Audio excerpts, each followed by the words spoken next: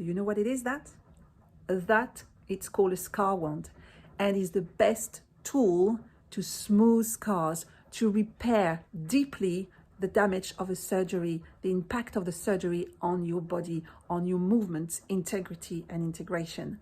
So get on with the new episode of Speak Up Darling Show, where I'm in conversation with Laura Hataway that created these magical wands. See you there.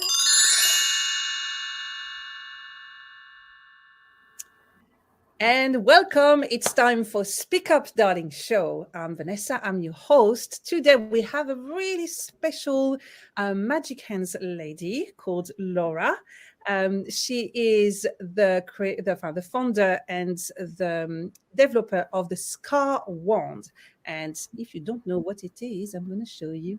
This is this little magic key for rehabilitations. So, Laura, tell us a bit about yourself. Hi, everyone. So I'm Laura. I'm an osteopath that graduated in London back in 2015. The Scar Wand has been a long time in the making, which we launched in February. So we're very, very fresh. We did the London Marathon Expo, so London Marathon Running Show back in April as our first big launch, which was super successful with lots of positive outcomes and people feeling better. And yeah, I just really excited. It's the first time I get to talk about it to people that I don't know and not in front of necessarily, physically in front of. So I'm super, super excited to where this conversation will go. And look forward to explaining and showing more about the wand and what my background is, really. Yeah. Well, I mean, the first time I heard you talking about it was at a networking event, and you just literally grabbed my attention with the Scar Wand. I mean, how just with the words. I mean, how did you get on with first just this word? How did you get on with this product that literally, not even magically, but we always think that science and magic are two different things, but it's just, I mean, it's so much a miracle for people like me who have so many scars and having trouble with healing properly and reintegrating a full body at a really efficient functionality. It's always difficult when you have scars. I mean, as an osteopath, I mean, I'm sure you got onto this challenge with, I mean, not just sports people, but any kind of people who got a scar away. Yeah, I always was the sporty one at school and college and growing up. Like, I was always going to be, in my mind, I was going to be working with professional athletes, and I was going to be top dollar in my field, which I always thought would be sport. But actually, once graduating and dealing with people of different backgrounds, different levels of sporting experience, I found a passion actually for jaws and ankles. Which sounds bizarre, but I think straight away that made me different from a musculoskeletal osteopath. Like, I definitely didn't think that shoulders, hips, backs, elbows, they were exciting, but they just didn't cut it like a jaw and an ankle did for me. And then I found my husband, who is a professional athlete. So he's a MMA fighter. And he really put me off working with athletes. Yeah, I can understand that. Literally, the thing is they can't stop the thing that you need them to stop in order to, get them better, to heal. Yeah, because that's their job and that's what they're paid to do. So then I was like, I kind of, in clinic, I was, when you're observing and you're looking everywhere, and you kind of end up noticing more and more scars. And, at consultation, any scar, any surgeries, any medications, any this, that, and everything else. No, nothing. Treating, observing, you're like, so where's this scar from? And then like, that was from when I had a mole removed, and it's 2-inch scar. And the thing is with mole removals is that really deep. So at the end of every treatment, I'm like, can I, just work on your scar a little bit? And they're kind of like, you can work on a scar? So, and that was the response from people time and time again, is you can actually work on a scar. And yes, you can. And you can actually make huge progress on working on a scar. in quite a short period of time. Stop me if I'm rambling. So yes, that was kind of where it started. Yeah, it does make me think that when I have a scar, when I thought of scar, I think of a death. I think of something lost. That's the main thing. And I think that's why people don't even imagine that you can modify something from a scar, because it's like that's numb, that's dead. They cut the nerves. There is no way you can do something about it and make it this part of your body better. So I'm not surprised with, you can work on the scar. Yeah, it's mad. Nowadays 33% of all births are C-section. There's just under 15,000 mastectomies in the UK every year. They're major surgeries, plus all the other general surgeries and childhood scars and traumas and all. There's so many people that suffer with scars, and every scar is individual. Every scar is a story of survival. But what my aim is to get that tissue to function as much as possible back to its original tissue. Now that's never going to happen because it's a different tissue type, because it's been cut and restitched and grown differently. But what we can do is begin to realign the collagen fibers. We can improve blood flow, and we can start to desensitize that nervous system by improving the sense of touch to the area. So that's kind of where we need to go in order to get these tissues moving more better than what they normally are. Plus, every surgical scar that you have one that you see, but you also have a deeper one. In a C-section, for example, there's 7 layers are cut through, 6 are stitched back up, and only 1 you can see. So what do we do with the rest of it? You can apply cream and more and more cream, and that will improve the elasticity of the skin of the one you can see. But what about the deeper ones that you can't see, the ones that get caught? The ones that when you reach up high, if it's an abdominal surgery, you reach up high and it feels like you've literally got someone gripping on to your tummy. And that's exactly what's happening. And also with abdominal surgery, we're stitched up lying on our back. So if you're stitched up lying on your back, and then, particularly a C-section, you stand up, your skin's grown over 9 months while you're growing this baby, and you've just been stitched up against gravity. So of course you're going to have a big pouch overhang, because you've got no choice, because of that is the way that you are stitched. And there needs to be more care about that, about the compression to help with the fluid releasing after, but also how you can actually begin as soon as you can to get that tissue mobilizing, and then once the scar's healed, then you can start mechanically breaking that tissue down and realigning the collagen fibers. So you need to have this period of the scars needs to heal first, and then you can touch it or massage it or whatever it's available for you at this moment in time. I mean, as soon as it's like healed in the sense of the stitches are out, that's when you would start to do abdominal breathing, just having your hands resting on it and just literally breathing in and out, just to begin to integrate that scar with your body. You've been through huge trauma, but what that will do is, as you abdominal breathe, it's mobilizing the layers of the fascia. So you've got your 6 layers that have just been stitched back up, and they're all beginning to mobilize on each other. One of my favorite things to use is cling film. So if you imagine wet cling film, how wet cling film glides on each other, but dry cling film gets stuck. And our scar tissue is dry cling film. And what we need to do is get that wet cling film by improving blood flow. Okay, that's a really good image. Okay, it's more understandable.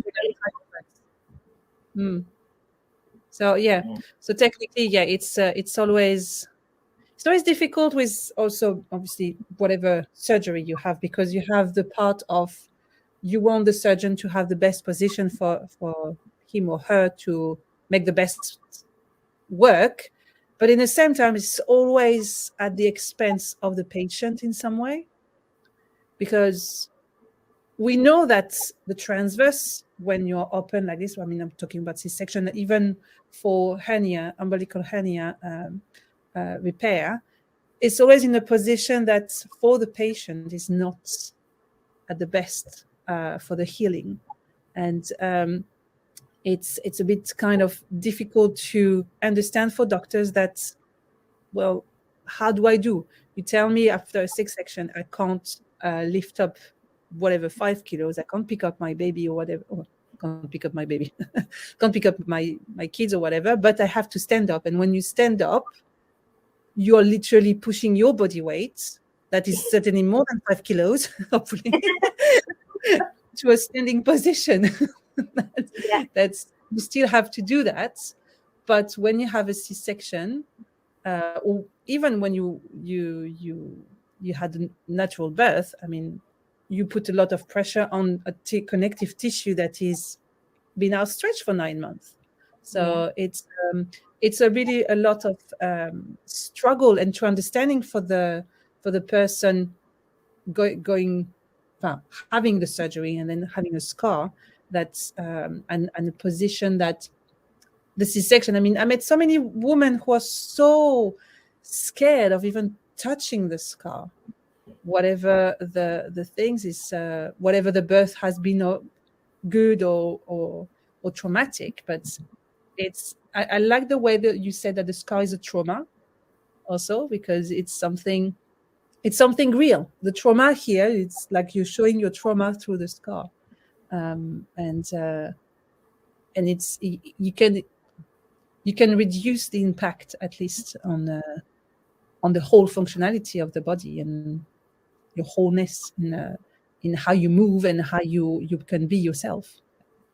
Yeah, I think that is definitely something that every surgery is trauma, whether or not it's planned or emergency. And obviously, the surgeons, if it's an emergency, they have to act quick. You know, survival is for both planned or emergency is key. But there is not a lot more that we can do post surgery to help each other, and by talking about them is one of them. You know, and to a certain extent, even if you have a natural labour and you have a tear, you know, you get stitched up there, you've got a tear there. It's, you know, it's a bit more difficult to work on. And again, it's, you've just had a baby, you know, either way, either delivery, and there needs to be a change in attitude from every layer of society to make people proud of what their bodies are capable, which are amazing. Like, we are phenomenal. That's true. Yeah, we just need to, you know, give it a couple of minutes a day on multiple levels, both physically, psychologically, you know, with meditation, breathing, all the stuff that's free to do, doesn't cost any money. A couple of minutes, it's just time. Just to take that couple of minutes just to dial in and just figure out what we can do to help ourselves.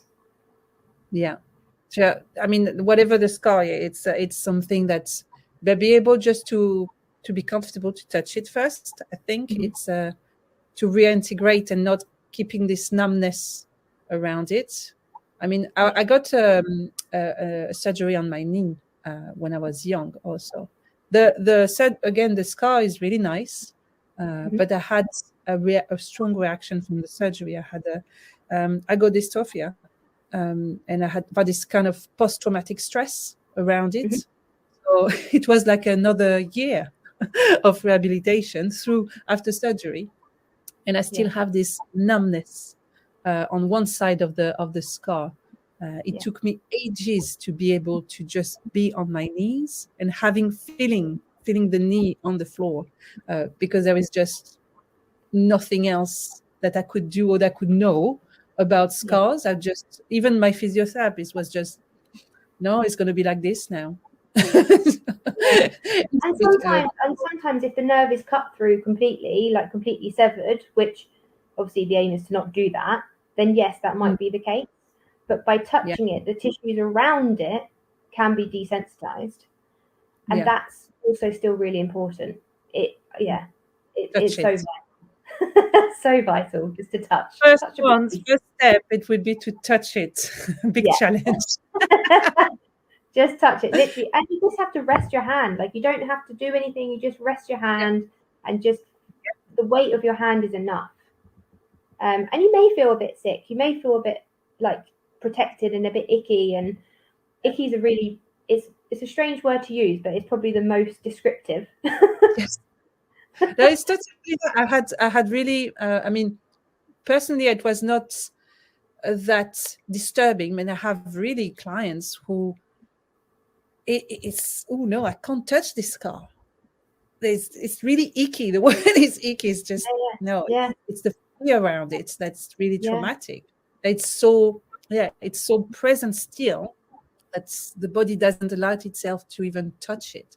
So the first challenge is always to really touch the scar, and but I'm really kind of surprised with this, because obviously from the moment I got into C-section and I got to these problems of having post-stress through hernia repairs that literally fucked up my core, and having be able to talk to a doctor that can answer to me, or having seeing products, electrostimulative products to help healing the scar that really are expensive, and I didn't want to have any kind of more electric things around it, because I found that any kind of product with electrostimulation for me is rubbish. I just don't like it, and it doesn't help the brain for me. It's just another brain that wants to control me. That's how I'm gonna say it. So when I saw this,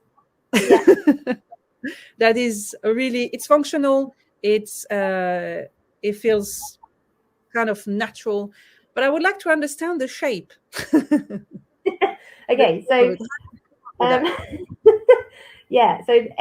when people see them, they look. I've got mine as well. So when people see them, you can see them kind of. This is going to help me, and you're kind of just this. So the shape is this is the handle, and I wanted to make it fit a female hand. That was one of my biggest things for me, because in clinic we use something similar, but they're all very sharp edged. And so this is what this has come from. This is derivative of what we use in clinic. And basically what I wanted to do was make something that was safe and effective for the public to use with no medical knowledge and no need to pay a specialist to do it. So the handle is the short round. This round edge here is just kind of pretty, so to say. And then the point, so this is the contact point for a scar. And what it allows for is maximum efficiency with the least amount of effort from the user. So it means that the contact is like that. Sorry, it's actually like that. But I'll hold it here so you guys can see. And then that is the movement, and that's the contact point. So that's why I made the shape the way that it is. I didn't want to have any sharp edges on it because I wanted it to be kind. You're never trying to gouge a scar out. Like, that's another thing. It's harder isn't better. No pain, no gain is, quite frankly, I was going to say. Yes, I didn't know swearing was allowed. But it's not necessary, is the answer. It's just not necessary. So that's why that's that. Then you've got this long curve here, which is really nice for using for tendons. And if you've got like a big scar which covers, where am I going? That way. Like where it covers, if you were to have a long scar, where's my camera? There. Down the side of your wrist, you can use it to, where I'm going. Oh, it's because it's backwards. So you can kind of use the point or the blade. And then this, sorry, not the blade, the long curve. And then this straight edge is also really good for plantar fasciitis. Yes. Yeah. So the reason I wanted to make it so that it can help both plantar fasciitis and other tendinitis is because in clinic, that's what we use them for. Okay. So you could use the wand to help you keep the progression of treatment happening outside of your manual therapist setting. But for scars, it is this lovely rounded point. Yeah. So that's it doesn't it feels really kind of not intrusive. It's weird, but it's not the scar that is weird. The scar wants weird on the scar. It's more that the reaction from scar tissue that is weird. Yeah, it's the feedback. Comfortable that that it doesn't hurt or anything. It's soft onto your skin, and you don't feel like you're gonna strip yourself out. So you don't cut anything. So that's comfortable. It gives this kind of safety that you wanted across, and it really feels safe. And the weight also, is there a specific reason for the weight of it? So it's solid stainless steel, and it's got a nice sort of weight. So I spent quite a lot of money on ordering a load of shapes from Amazon before this shape was made. Because I wanted to know what didn't work for sure. And a lot of it was edge. So the edges on this is curved as well. It's not just a flat edge. So the whole thing has got this lovely curved edge. And the weight is really important. So because it's solid stainless steel and it has weight behind it, as a user, you get really good tactile feedback from the tissues, which means when you're working on your scar, you'll feel areas of I'm going to use the word tightness, but that's not necessarily what's actually happening, but it would feel like tightness to you. So you'd feel an area of tightness, and what you do over that point is just make the movement a little bit smaller and a little bit lighter and a little bit quicker, and then you move on. But what it will also do is, if your scar is here and them deeper layers that we were talking about is here, which is usually 1 to 2 centimeters above or below the scar you can see, the scar wand will kind of like, if you're working on here, you'll end up being down here, working down here and being like, I'm not even on my scar, but it feels like this is where it needs to work. And that's your deeper layer.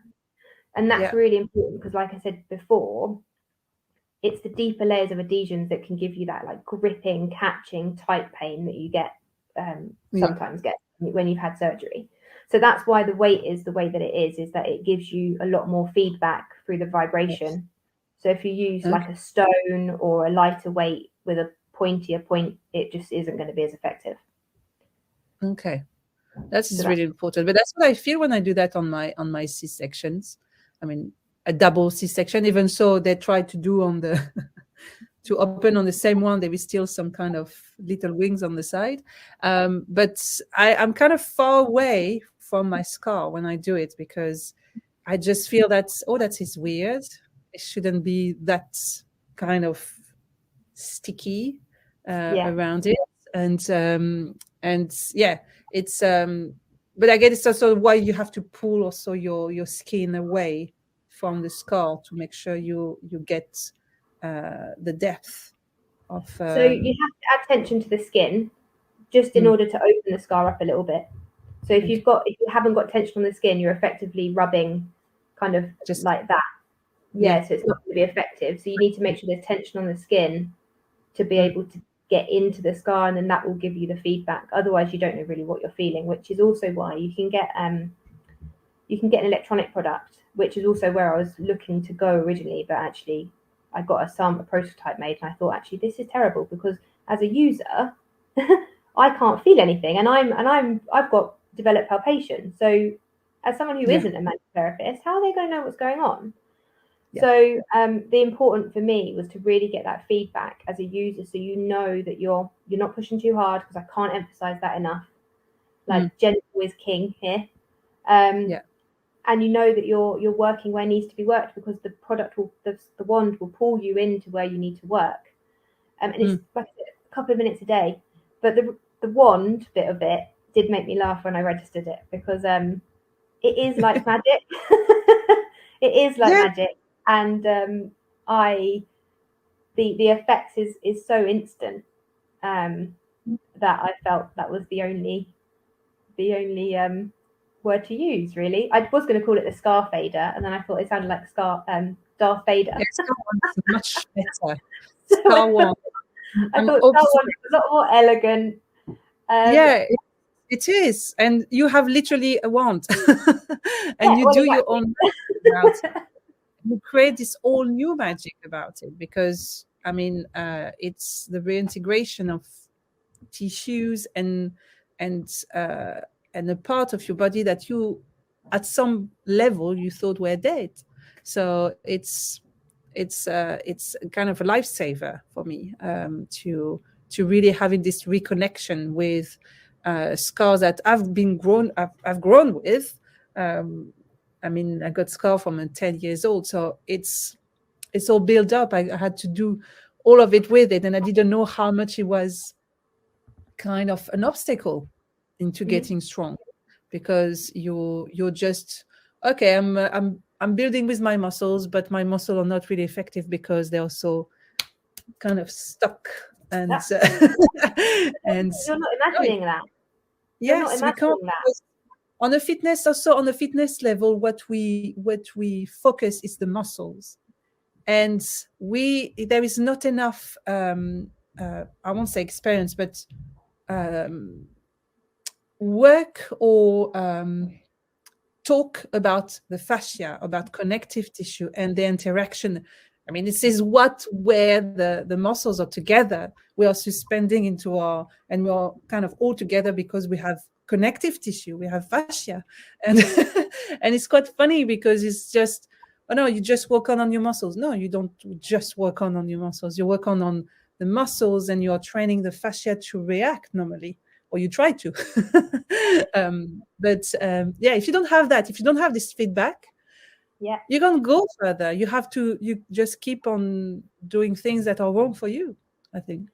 Yeah, fascia. There is so much research going on in fascia. It is phenomenal. A nice metaphor I like to use for fascia is a fitted bed sheet. So if you think of a fitted bed sheet on a mattress, and you said you had a childhood scar from 10, was that right? Yeah. So imagine your scar is like a grip on that fitted bed sheet. You can feel and see how everything, all the other corners around the fitted bed sheet gets tighter because you've got this grip where this scar is. If you start working on that scar, you begin to release that grip, and you'll see the corners of the bed sheet just begin to open and become more spacious. I mean, that in itself is crazy. But it also shows you how connected the body is, and the biggest principle in osteopathy is the body is a unit. Yes. Which is absolutely vital. Little toe connected to your shoulder, that kind of thing. And that is all down to fascia. And like I say, more and more research is going into it, and it's just brilliant. It's so good that there's more research being spent on phenomenal tissue. Because it's funny, because I've read some articles about some doctors or some scientists, I can't remember, who still deny fascia. It was just because it's just like a layer of fat or a layer of tissue that didn't matter. And I can understand when they started really in 19th century when they were cutting corpse and trying to understand the body and see the muscles and stuff. I can understand, well, they cut through the fascia, so they couldn't know that it was so important. But I mean, in the 21st century, it's important to see bigger, that the body is not working it's not a robot. It's not just one piece with another. It's working with the whole system. I mean, it's you don't have communication if you don't have fascia. So the other thing with fascia is that there's no layers until it's been cut. So fascia is all interlinked, like deeper layers of fascia, superficial layers of fascia, and until it gets cut, whether it's incision or surgery, so an accident or surgery or whatever, that's when you create layers, and that's where a breakdown will happen. So that's also really important, that that that's happened whilst your body's trying to recover, because this is the thing that will make it easier to heal normally, if you can consider this made layers.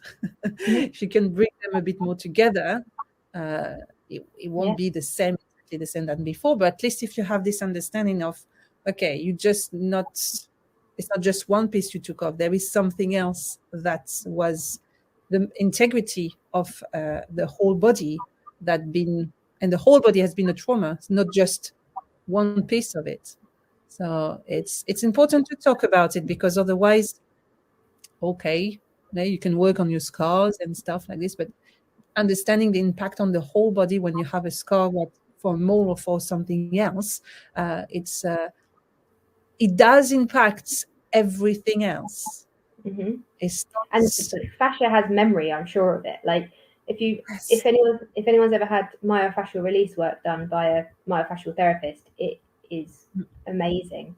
You know, if you've been through trauma, like say for instance a road traffic accident, like a car crash, and your body can take you back into that position because of fascia. It will take you back into that kind of whatever's happened, whatever trauma's happened psychologically, it's stored in the tissue. I mean, the body is The Body Holds a Score is the book that I'm thinking of. But I think that's really important as well, because that is treating the body as a whole on a fascial level and trying to unwind the tissues out of that such a traumatic memory, which will then allow you to at least start processing mentally what's happened, because physically it's let go. You can do lots of work on the mental aspect, but until physically you've let it go, you don't know what, you're still storing that, and all of that storing is tiring. It's tiring on our bodies, and our fascia then contracts, and if we're anteriorly contracted, then we'll go into this rounded position, and then we've got to look up, so you end up getting neck pain, shoulder pain, upper back pain, and that all gets put down to a musculoskeletal condition and a postural thing. But actually, what's your gut storing? What's that fascia storing to be able to unwind and begin to unlayer the trauma that's occurred? And I know we've come a bit off piece for in terms of scar tissue, but there is so much stuff that we can begin to try and get across to people, the vast numbers of people, just to help that little bit. And I think by integrating with your scar, by literally resting your hand on it and breathing with it is maybe one. And if it is too traumatic, go above or below the scar and start with that and edge your way into the scar. Like if you've not touched something for 15 years and suddenly you start putting your hand on it, which is what happened at London Marathon Expo. We had this lady who had a scar on her forearm, and she hadn't touched her arm for 15 years because of the trauma that had occurred. She hadn't touched her arm to give it any sort of love. 15 years. Like your whole school life. And she was kind enough to have a discussion with me, and I did a demonstration on it, and it puckered out.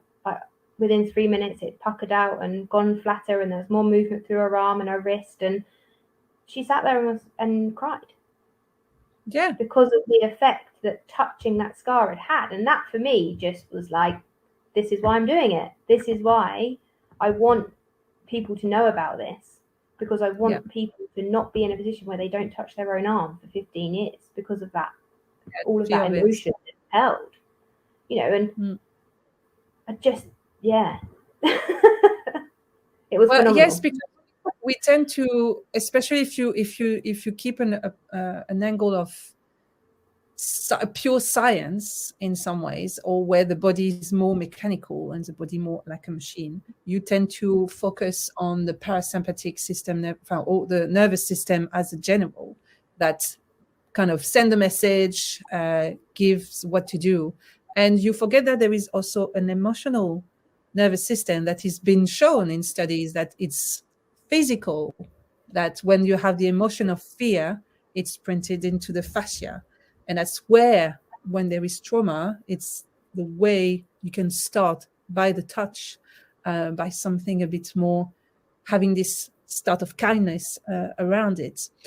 When you're in this emotion of fear and you have the visual of a scar, I mean, obviously, it's a bit difficult to get this first step, but having someone like you who can just ease the first step and just kind of make the person a bit more safe to start a conversation with the scar, start a conversation with the fear around it, I think is really, really important.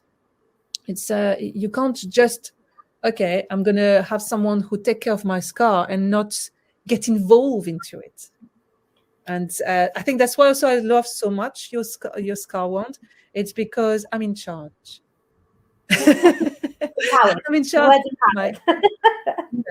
I have my I can do it myself. I don't. It's not like I don't like having medical practitioner. It's just on a practical point of view, and on stepping in your power when you have been injured or into a difficult situation.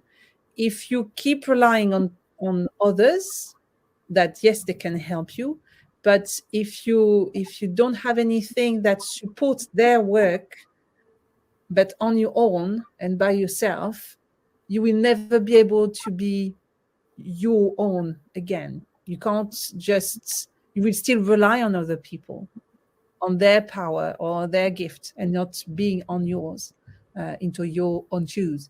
So I really do like having something that's, okay, yes, I still need support to make sure I'm doing well or doing what to do next, or have some maintenance around it. But like, at least I can do it myself, and I can choose how to do it and which intensity I can do it. So it's really empowered also product, I think. Thank you. Yeah, I think all treatment should be it's a two-way relationship. With, as you know, with training, like you can do everything in your power in that hour that they spend with you, but actually an hour is like 0.4, or half an hour is 0.4% of a week. So what happens to the other 99.6% of a week? Like, exactly. I can't be there, and I have to trust you to do your homework, and that's in a therapist setting. And I wanted something where people can use that power. You know, they can look at their scar finally and go, this scar that's been bugging me for however long, actually, it's on me. I can now do something about it at a much more affordable cost than going to therapy every, week or two. You can start spreading them out and having your maintenance treatment every 4 or 5 months. But in the meantime, you can work on your own scar and your own ailments as much as possible. And I think that's really important. As a manual therapist, we should be, a manual therapist, osteopath, physio, whatever you're going to go see, we should be educating our patients to be able to self-manage as much as possible. And if we see our patients too often, then it's us. We're not doing, excuse me, we're not doing the work that we should be doing. We're not on the right track. We're not giving enough for them to do at home, because, if something happens or something goes, or you lift a heavy box and your back goes, fine, you're going to need a little run of treatments, in a go, and then you start spreading them treatments out again. Because if I'm relying on the same people to come back to me, the same amount of time between, it's not fair. It's not ethically correct. It's not morally right. So my job, I feel my job is to educate people as much as possible to be able to self-manage the ailment at home as much as possible. And the goal, and the scar one kind of fell into that for me as well. But you can only do that if the patients wants to take responsibility also. If they don't, unfortunately, I'm just not the right practitioner. That they understand that you will help, but at the end of the day, it's them to be responsible for their journey. That you can't. The wand is not yours to just poof, you're healed. No, poof, you're in charge. That's what it means. Yes, exactly. But like we were talking about, if you skip a day, it's okay. You'll still see huge improvements. But even if you do it 3 times a week, you'll see better improvements than not doing it at all. Exactly. And that's also really important. So it's an exciting journey, and I think I'm really excited to be kind of the first one on the market that comes with instructions. And I just want to help people. like I said before, I just want people to feel comfortable in their own body and doing as much as they can, put them in a position to be able to feel good. But that's it, and it's precious. I mean, having people like you doing things like this and creating products that are not just relevant, but as I say, it makes us much more in charge, in power of our health. This is my first reproach, usually with medical practitioner, is there is nothing that can just help you. I mean, as a postpartum woman, I don't have any help from GPs or from when I ask for help, it was too late. So it is that much ridiculous not being considered still that I still need help with my body, because it's not just a 6 weeks checkup that helps. That in 6 weeks, yes, some steps should be done, but I'm still in postpartum. Even so, my daughter is 2 years old. My body still needs to rest because I have really short nights. I still need to manage my scars, or to manage my diastasis recti, to manage my core, and all that working, taking care of 2 kids and a house. So it can't be just one way. If obviously the NHS has limiting fundings, I do understand that. But if at least the GPs or any kind of specialist were having the same kind of background mission, in the sense of, I want my patients to be in charge and not just come back to me if you are in pain. What does it mean? Yeah, I mean, the thing about it is it's a whole shift, isn't it? It's a whole shift, and I just don't think the NHS has the capacity to do that at the moment. It'd be lovely if they did, but I just don't think it's there. And not to really want to try it. I just don't think. And I think, the NHS is trying to do so much for so many people now that, it's buckled. But there are good people out there that, are, and social media is helping with that. So the amount of content that can come out is just trusting the right ones and following the right ones, and that kind of stuff. So I think postnatal is a huge area that needs to be worked on. I think so. And the prenatal for me, I mean, it was a bit kind of too superficial. I didn't go to specific NPC or whatever. That was out of my reach. In any case, I just had the classes from the hospital, and it give you the really basic stuff. But did it help to prepare a birth or whatever can happen at birth? No, because the only way it's really, well, you have to push if you are lucky to be on a natural birth. And I understand that they have this general conceptions, and you have to find your own information. But if you don't get the right information for you, you're going to follow just your ideal thing, and you're not getting every bit of it. I mean, I got to ask a lot of questions to my clients, but even my clients were a bit, well, you're going to see. my midwife my midwife pushed and pushed and pushed, like pre baby, like as I was pregnant. My brain's gone. She pushed and pushed and pushed for me to write a birthing plan, and I said, look, I love a plan, absolutely love a plan. Like, the one thing I can't control is when this baby's going to arrive, how they want to arrive, and how quickly they want to arrive.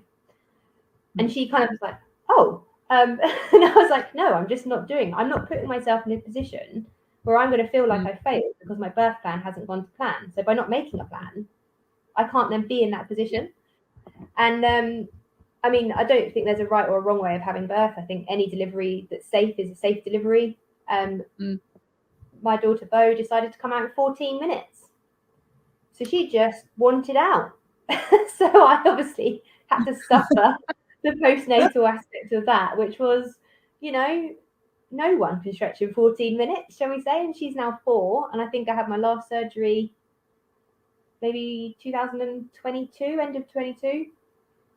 Just because, like, my body couldn't do that. But I got, my 6-week checkup was okay. I was healing fine. And then after that, my problems just carried on. Luckily my abdomen's all reconnected, but It's the stuff that you can't see that got stretched, and it was just a lovely journey. Yeah, kids kind of reveal stuff. Personality is still 14 minutes now. Like when she's running around like naked in the garden in the middle of February because she just loves being outside. She's like, I just look at her and I think, okay, she was born in 14 minutes. It's her personality. I have to just let it go and not get frustrated at it. Just let her, get cold, and then she'll come in, and then she'll get warm, and then she'll go back out again, and you're like, fine, do what you like. That's your personality. Well, I can't parent that.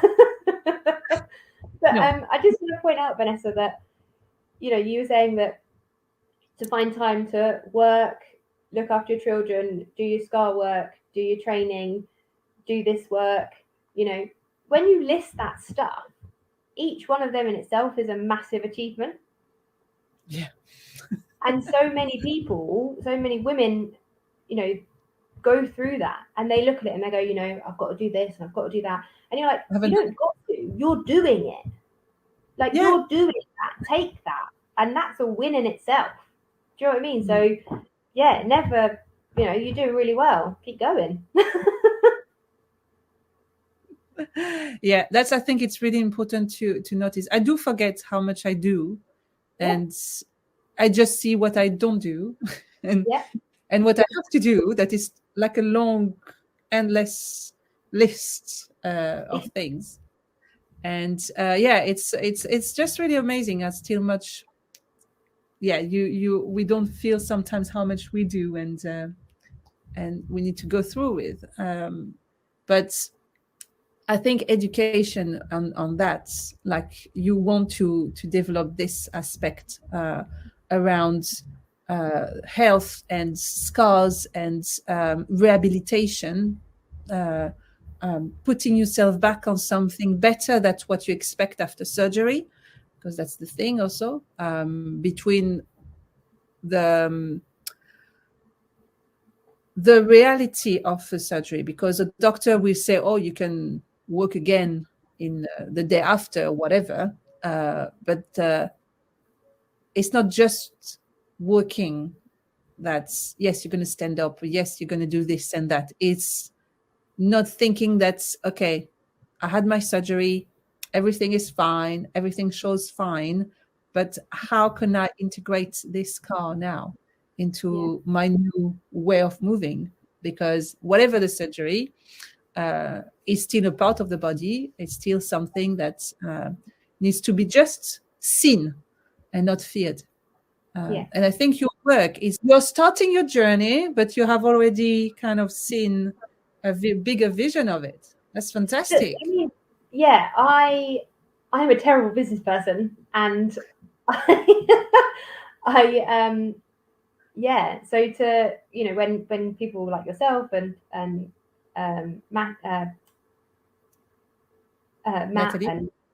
so I was thinking of words, and lots of GPs that have tried it, when they will validate it, and at the London Marathon when there's 400 people, they all validated it within 3 minutes. I can't believe it's me. Like, it's just me. Yeah. And I've made this product which, like the lady with the arm, we had a lady who had spilled a cup of tea when she was 3 all down herself. So the burns down her neck, her chest and her tummy as she'd grown. Her skin felt like, like a helium balloon. Yeah. That kind of, didn't feel like skin at all. There was no bounce off it. There was no movement. And she has to pay, I think it was £90 every couple of weeks for a complete scar massage. And I said, we'll just work on your neck and just see what it can, the effects of it. And after 4 minutes, she had full range of movement through her neck because we'd given her skin that much more. So, and it's just things like that where you're, just transforming bodies and just transforming people. No, it is, but it is like that, but it isn't like that. Do you know what I mean? Like, it's just, I'm just me at the end of the day. Like, and it's the best. You're just by you and doing you've done something so game changer. It's really a game changer in the reality of your body, in a fitness also, because when you have scars and literally the scar kind of block your movement, you can't challenge yourself as you want to, and you can't go through things as you want to. So it's so, I don't even think you see the I mean the impact of it yet. It's just a big, you see it's a little touch like this, but I think it's really phenomenal. You've built something, you've created something that everyone can use, and in a simple way, a few minutes a day, and it's just, yeah, I won't say a miracle, it's just a transformative product that I would recommend to buy, because it's just something, yeah, it's phenomenal. And as you said, just by being you don't need to be a Kardashian to do that. Just because you've got an idea, you've got an idea, and you tried something, and you as you said, you purchased different types of product to have the right feel to make your idea happen in this reality, and that's phenomenal. Thank you. Well done. I mean, I'm just so pleased. People like you that's also really thorough with their product, because you, not just because you already think about how you can improve it, but because from the beginning your goal or mission or whatever idea was to create something safe, also not for business, but to help people to have something really impactful that's help and make them in charge of what they can do at home and for themselves. So it's it's more than useful. It's just really something that was missing. Thank so you. I'm really grateful to have met you, because it's really, from the business side of it, we talk about that. I'm going to talk about it. for the mission itself, you've been doing so well, and I'm sure there were some struggles and some dead end and some things took time of it. So you made really that happen. Yeah. Thank you. And I'm really excited about how you're gonna improve it, and also the research, the official research from university to be able to say it does transform the appearance of the scar.